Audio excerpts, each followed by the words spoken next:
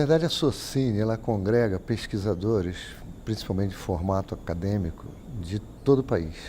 Então, assim, conseguir reunir essas pessoas, criar uma instituição e criar uma regularidade na discussão sobre o fato cinematográfico contemporâneo já é uma grande vitória, né? Então, assim, é importante essa reunião, que é anual, e que gera uma série de produtos. Tanto você alimenta os cursos que são dados em todas as universidades do país, quanto você discute ideias, apresenta propostas, cria-se grupos de trabalho, grupos de estudo. Então, assim, cria uma dinâmica própria em cima da reflexão sobre o audiovisual contemporâneo. Na verdade, a gente pode imaginar que a matriz é a mesma imagem em movimento, que ela vai se desdobrar em vários formatos, sistemas e veículos, né?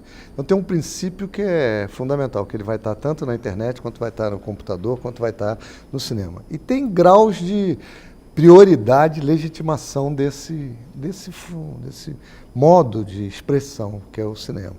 Então hoje a velocidade de informação que você tem é enorme, né? E você tem tanto o declínio da sala convencional de cinema, que é uma coisa que está minguando, você tem expansão para casa, para o DVD, para a internet, para os canais a cabo. Então, assim, a produção de cinema continua, independente do nome que ela tenha, né?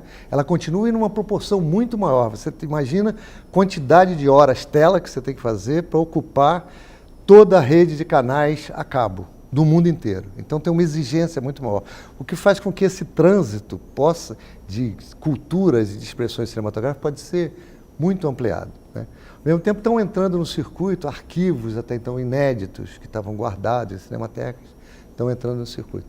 E ao mesmo tempo tem essa produção contemporânea, que é essa certa horizontalização dos meios de produção, né, do acesso aos meios de produção. Todo mundo pode fazer filme com celular, todo mundo pode fazer filme com qualquer coisa. Isso gerou uma quantidade de produção enorme, que é imagem em movimento também, né, sonora. E isso é um processo que está em franca expansão e a gente ainda não tem ideia da dimensão que isso vai tomar, né? Assim, de um ponto de vista ele é positivo, do outro lado, esse volume de informação pode fazer também que você se perca no meio de tantas imagens, porque você não tem mais um critério distintivo do que é legal, o que não é, enfim, o que tem uma expressão que corresponda com você. A tecnologia está tão rápida que, por exemplo, do ponto de vista da difusão, a gente não tem controle nenhum. Quer dizer, você tem a difusão clássica por sala de cinema, você sabe, por venda de DVD, isso é um mercado mais ou menos consolidado e equacionado. Fora isso, esses trânsitos, esses fluxos de informação audiovisual e cinematográfica que tem, a gente não consegue nem pensar o que tem hoje.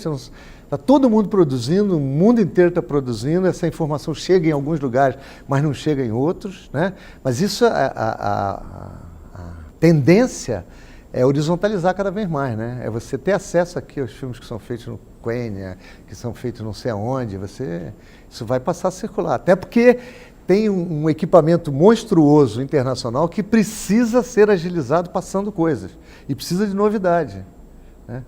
Agora, isso é um volume absolutamente colossal de informação que a gente mal está dando conta de acompanhar, quanto mais prever a expressão dos estados nordestinos que não tinham muita presença no cenário cinematográfico audiovisual nacional, né? E aí tem duas coisas que são importantes. Por exemplo, hoje você tem uma produção ativa em alguns estados, né? Ceará, Pernambuco, né? Você tem estados que ainda não se exprimiram aí, mas assim, isso potencialmente está aumentando. A gente vê no Brasil, pelos festivais, como é que já tem uma característica de um certo cinema que é feito fora do eixo Rio-São Paulo, como é que ele é valorizado pelo seu grau de inventividade, pelo seu grau de ousadia, né? E pelos seus modelos de produção, que não são o modelo canônico, né? Tradicional. E isso é um movimento que, por outro lado, se reflete na universidade. Um alimenta o outro, quer dizer, quanto mais você produz filmes e vídeos, mais você alimenta que as pessoas pensem sobre esses filmes e vídeos e mais você estimule que as pessoas produzam esses filmes e vídeos ou outros filmes e vídeos.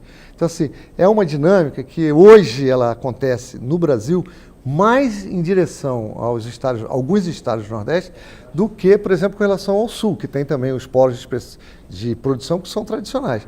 Mas hoje o Nordeste está muito bem representado nessa dinâmica de produção e de difusão do cinema. E eu acho que a tendência disso é só aumentar.